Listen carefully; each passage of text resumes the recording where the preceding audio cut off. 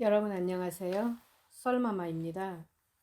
저는 여자 엔지니어로서 일본 도쿄에 파견 나가서 살다 보니 우리나라의 위상을 크게 올려준 분은 대사님이나 장관님보다도 한두 명의 배우라는 것을 실감한 적이 있습니다. 문화의 힘, 영화나 드라마의 힘인 한류 드라마 겨울 연가나 대장금을 보면서 언젠가는 나도 제일 교포들의 애로사항을 담은 영화를 한번 만들어 보고 싶다는 꿈이 생겼습니다. 그러던 중 엔터테인먼트법을 공부하면서 알게 된 교수님의 인맥으로 중견 배우 한 분을 알게 되었습니다. 어느 날 나는 대학원생들과 호텔에서 막년회 파티 중이었는데 그 중견 배우 언니가 지방서 촬영을 막 끝내고 좀 늦게 도착하여 무대에 섰습니다. 그 큰 무대를 혼자서 다 채울 정도로 춤도 잘 추었고 흥겹게 놀아주는 그 자체만으로도 참 좋아 보였습니다. 어느 한 날 나는 그 중견 배우 언니와 둘이서만 런치를 하면서 입을 아궁이만큼이나 쩍 벌리고 깔깔 웃는 배우 언니 모습에 나도 따라 웃었지요. 그런 배꼽이 빠지는 속에서 내 눈동자가 멈춘 곳은 그 배우 언니 어금니가 상하로 4군데가 전부 하나도 없고 그냥 잇몸만 훤하게 보이는 것이었습니다. 그러니까 지금까지 그 언니는 고기를 앞니로 씻고 있었는데 연기자다 보니 내가 몰랐던 것이지요. 그 화려함 뒤에 숨은 모습이랄까. 그 본 모습을 본 순간 난 가슴이 짠한 걸 느꼈습니다. 뿐만 아니라 걸치고 있는 목걸이, 반지, 귀걸이 등도 모두가 자세히 보니 가짜였습니다. 즉, 외관상 화려하기만 하고 내가 몰랐던 세상의 내부를 구경하는 것 같은 쓸쓸함이랄까요? 제가 광물질을 좋아하다 보니 보석 세공에 취미가 있어서 모조품이 눈에 잘 띄는 것도 문제였지요. 나는 다른 것은 못해도 배우 언니의 어금니나 선물해서 고기 씹을 때 입속에서 돌리면서 우물거리는 거나 면하게 해주고자 생각을 했습니다. 이유 없이 그냥 도와주는 것도 버릇될 것 같아서 내가 결정한 짱구이로는 동생 친구 가게 하루 한두 시간씩 3개월간 가서 봐주기로 계약했고 어금니 4대 값 2,400만 원을 임플란트나 하시라는 말을 보태서 바로 입금 처리해 주었습니다. 그랬더니 그 언니가 나를 황당하게 만들어준 것은 그 다음날 매니저라고 데리고 내 집까지 찾아와서 계약서에 얼굴 초상권 값을 따로 기재하지 않았으니 추가해 달라는 것이었습니다. 참 어금니 해줄 명분을 찾아 도와준 것뿐인데 설명하기도 힘든 당면을 놓고 솔직하게 말해 주었지요. 나랑 계약은 어금니 하시라고 구실을 찾은 것뿐이고 남의 식당은 가서 공짜로 고기 드시라고 한 것이라고요. 돌아간 그 배우 언니 뒷면을 보고 마음이 아름답지 못한 저런 부분이 경제적인 어려움에 발목을 잡히는 원인이 되는 것은 아닌가라고 생각되었습니다. 나는 본격적으로 영화를 하나 제작하자니 일단 그 속에 들어가서 경험을 해봐야 할 것 같아서 배우 언니 소개로 화창한 봄날들이라는 영화에 단역으로 출연을 해봤습니다. 2분 찍자고 촬영장에서 3시간을 죽치고 앉아서 내 차례를 기다렸지요. 뭘 알아야 영화도 제작하는데 내 전공 분야와 아주 딴 길이라서 전체적인 레이아웃이 안 잡히니 다른 방법이 없었지요. 다른 제작자들은 돈이나 투자하고 뒤에서 가만히 계시라고만 했고 그렇다고 제가 촬영장에 계속 단역이나 잡부로 따라다닐 수도 없는 노릇이었습니다. 쭈그리고 앉아서 내 차례를 기다리는 동안 평상시에는 옷차림이 너무 쪽팔려서 가치는 나란히 못 서 있을 듯한 별난 사람들이 오빠, 동생, 언니라고 옆에 와서 앉아주는 것입니다. 나도 이 물에 적응해야 하는 것이니 수긍해야 한다고 긍정적으로 생각했지요. 왜냐하면 실제로 경험을 해보니 미치도록 배우란 직업에 사명감이 없으면 추우나 더우나 촬영장 찾아다니기도 버겁고, 또 쭈구리가 앉아서 내 차례 기다린다는 것도 유명 배우가 아닌 이상 인내심이 아주 많이 필요했습니다. 저는 그렇게 단역으로 인연이 된 박 감독에게 시나리오를 주면서 2달 후면 촬영에 들어갈 수 있도록 영화 제작 계약서 초안을 잡아주고 돌아왔습니다. 다시 만난 박 감독은 계약서를 3장이나 이면 계약서까지 들고 와서 놀랄만한 고백을 하는 것입니다. 그 박 감독이 내민 이면 계약서에는 중견 배우 언니가 나를 박 감독에게 소개하였으니 내가 투자하는 제작비 30%를 백시킨다는 내용이었습니다. 세상에서 극히 자연스러운 이치는 아무리 생활이 어려워도 마음이 아름다워야 일이 풀려 복도 받는 것이 이치입니다. 아니 세상에, 목 위에 달린 머리통은 생각 좀 하라고 달린 건데 그 배우 언니가 나도 부족한 제작비를 뒤에서 이면 계약으로 빼먹으면 무슨 돈으로 영화를 찍나? 어떻게 동생 하면서 내 뒤통수를 다 까나? 도대체 이 영화계는 사기꾼이 아닌 사람 찾기가 더 힘든 곳인가? 한국 와서 배우 언니랑 첫 정인데 나는 아주 실망 그 자체였습니다. 일단 진행하던 일이니 내가 뱃속까지 다 들여다본 배우 언니는 인연을 정리했지요.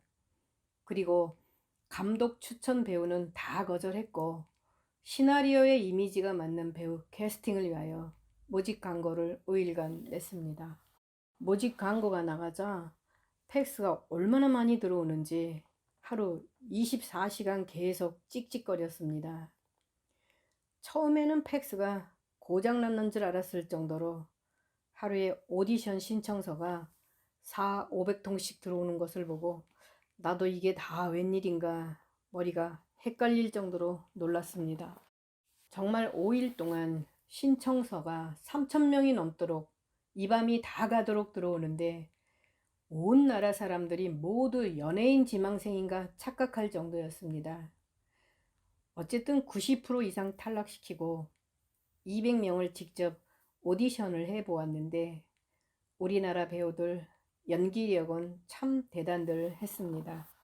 단지 시나리오 이미지에 안 맞을 뿐이지요. 유명 배우를 맨투맨으로 엔터테인먼트사와 조절하는데도 중간 브로커까지 붙어서 구전을 뗐지만 출연 계약도 일단 다 끝냈습니다. 그런데 영화 제작 발표를 3일 남겨놓고 돌발 상황이 일어났지요. 박 감독과 조 감독, 회사 전문인과 나 4명이 런치를 하는 중에 우리 회사 전문인과 박 감독이 제 앞에서 입맛이 다 가실 정도로 험하게 말다툼을 하는 것입니다. 저는 2분 싸움에 끼기도 그렇고 하여 조 감독과 계속 묵묵히 밥만 죽이고 있었습니다. 싸움 내용은 별것도 아닌 스태프 2명을 서로 추천하겠다고 하는 것입니다. 듣다 못해 저는 싸우지 말고 감독과 전무님이 각자 1명씩 추천해서 마감하라고 했지요. 그런데 박 감독이 부득부득 안 된다고 하는 것입니다. 급기야 박 감독이 언성을 높여 오늘 당장 촬영 사무실에서 철거하겠다고 씩씩거리면서 조 감독을 향해 야, 조 감독, 오늘 사무실에서 모두 철거해!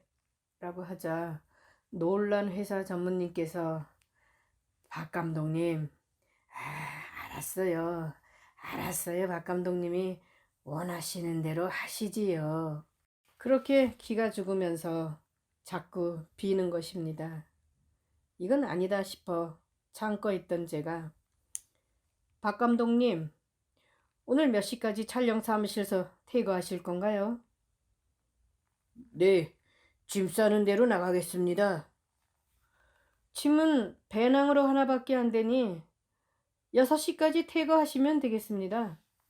그렇게 정리를 해주고 일어서려는데 박 감독이, 대표님, 스태프를 각 한 명씩 데려오는 것으로 그냥 하겠습니다.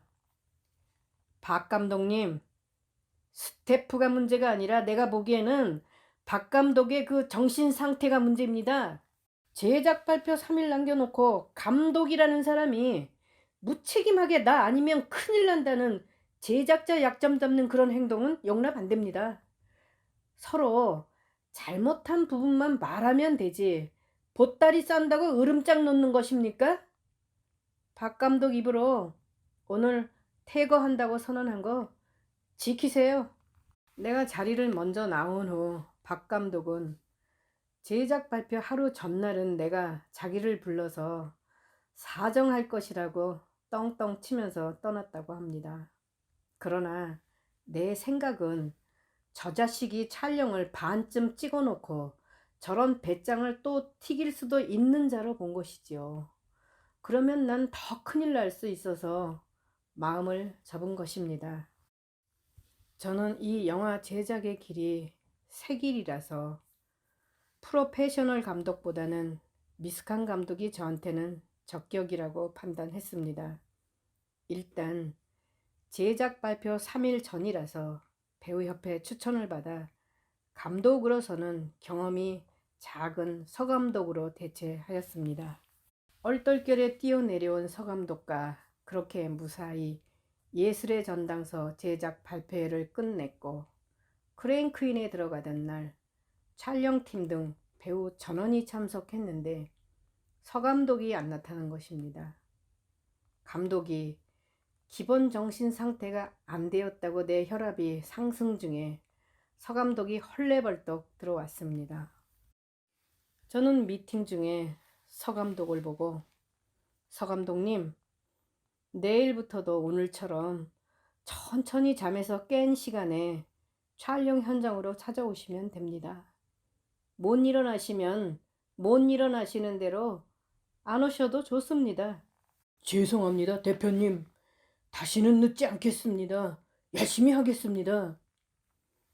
그렇게 서감독은 첫날부터 카메라 팀부터 조명, 녹음, 분장 감독 등 배우들 앞에서 망신살이를 벌어가면서 감독과 모두 같이 크랭크인 하였습니다.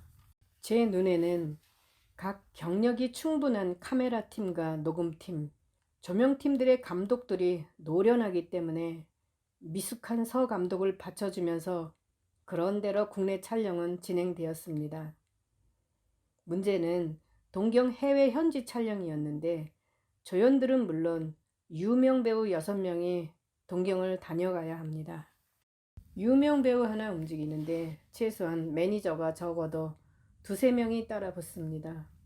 큰 문제는 언어였는데 2개 국어를 하는 사람이 저 혼자라는 사실이었지요. 할 수 없이 동경 사는 동생 부부한테 통역을 부탁했더니 내 촬영 날짜에 맞춰서 일 있다고 한국으로 나가버렸지요. 아쉬운 대로 대학생인 아들과 남편이 2개 국어를 하여 동참했는데 일본 스태프진들까지 해서 약 50여 명이 외국에서 이동하는 활동은 정말 버거웠습니다. 저는 매일 한국서 들어온 배우들 촬영장에 투입시키는 타임과 촬영 끝나고 출국하는 배우를 체크하였습니다.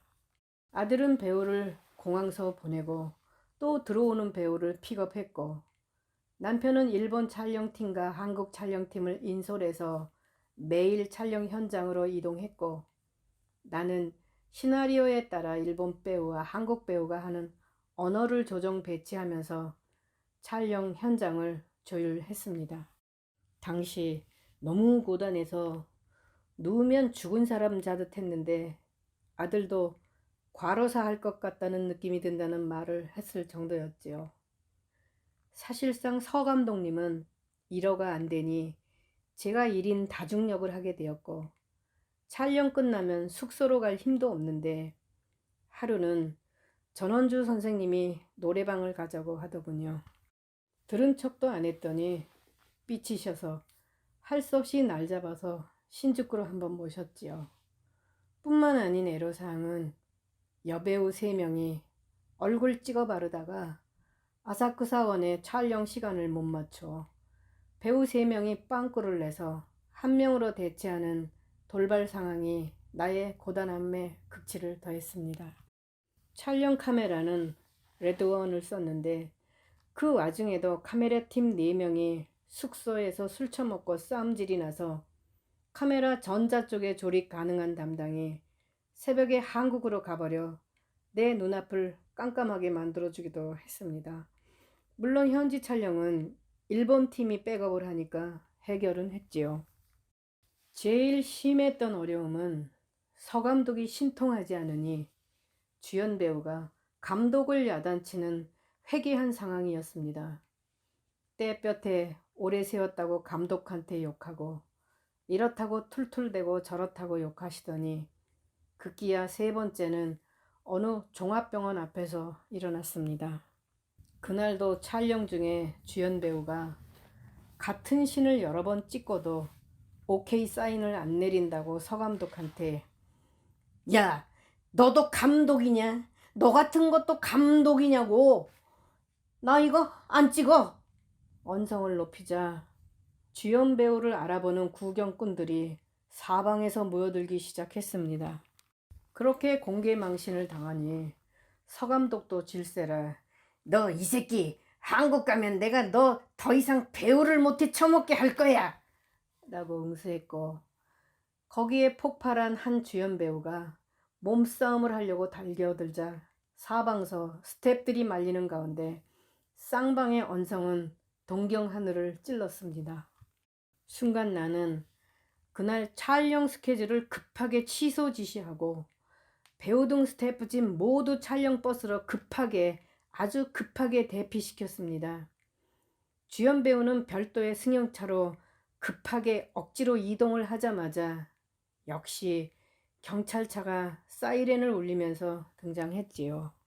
우리는 촬영장을 무사히 빠져나갔기 때문에 다행히 사건으로 번지지는 않았습니다. 그 부분에서 서 감독만 믿고 우물쭈물했다가 경찰에 끌려갔으면 촬영 장소와 타이밍이 정해져 있는 촬영은 찰범벅이가 되었을 아찔한 순간이었습니다. 그렇게 불발산을 겨우겨우 넘어서 촬영을 끝냈고 편집에 들어가게 되었지요. 편집 회사를 우리 감독들과 몇 군데 만나보았는데 이건 견적서가 아니라 그냥 늘었다 줄었다 하는 고무줄이었지요.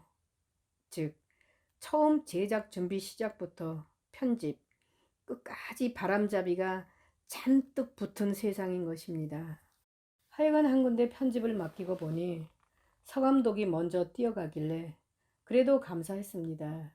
그러나 나중에 보니 그것도 자기가 단역하면서 찍은 얼굴과 여배우 얼굴 따놓은 거 화면에 클로즈업 시키려고 갔던 것이라는 것을 알고 예술이 아니라 미칠 일이라고 생각했습니다.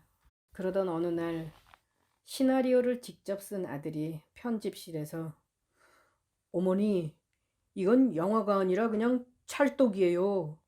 도저히 이음새를 꿰맬 수가 없어요 라고 판정을 내리는 것입니다. 다시 찍어서 덧붙이자니 계절도 바뀌었고 차례도 앞뒤가 안 맞게 범벅이질을 해놓은 것이었습니다. 시나리오 작가인 아들과 고를 싸매다가 성우 녹화를 아들이 영상실에서 직접 했고 나머지는 아들 일본 친구가 녹음해서 전송해 주었습니다. 이 개고생 중에 서 감독은 언제 없어졌는지도 모르겠고 나는 그렇게 믹싱 작업까지 완료하여 탄생시킨 영화가 제4 이노베이터입니다. 서울 대한극장에서 시사회를 할 때 와주신 분들이 이렇게 경험 이야기를 해주셨습니다. 즉 영화 제작은 아주 많이 찍지만 편집까지 완료하여 허가받아 극장에 나온 영화는 많지 않은데 고생하셨다고요. 영화 바닥에서 제 소문은 저 같은 사람은 살찐 오리라서 가는 데마다 사기를 당할 것이고 영화는 세상에 안 나올 것으로 모두 예측하고 있었는데 빗나갔다고 말해 주시는 겁니다. 웃으면서 제가 이렇게 답을 해드렸습니다. 나는 영화를 기획에서 시나리오 준비, 제작, 촬영 진행, 편집, 음향, 믹싱에 이르기까지 한 바퀴를 전부 경험하는데 성공했다고요. 만약 내가 똑소리 나는 감독을 썼더라면 뭐 하나를 가르쳐 주지도 않을 테고 이렇게까지 잘 배울 수가 있었겠느냐고요. 즉, 모르는 세상을 배우려면 어느 정도 리스크를 각오하고 사기당할 비용을 준비해야 합니다. 그게 그냥 교육 비용이라고 생각하면 되지요. 왜냐하면 언제나 완벽을 기하려다 보면 늘 그 자리서 제자리 걸음하고 있는 것이 세상 이치거든요. 동경 현지 촬영 중에 20일간 우리가 먹었던 맛있던 도시락이 또 먹고 싶습니다. 감사합니다.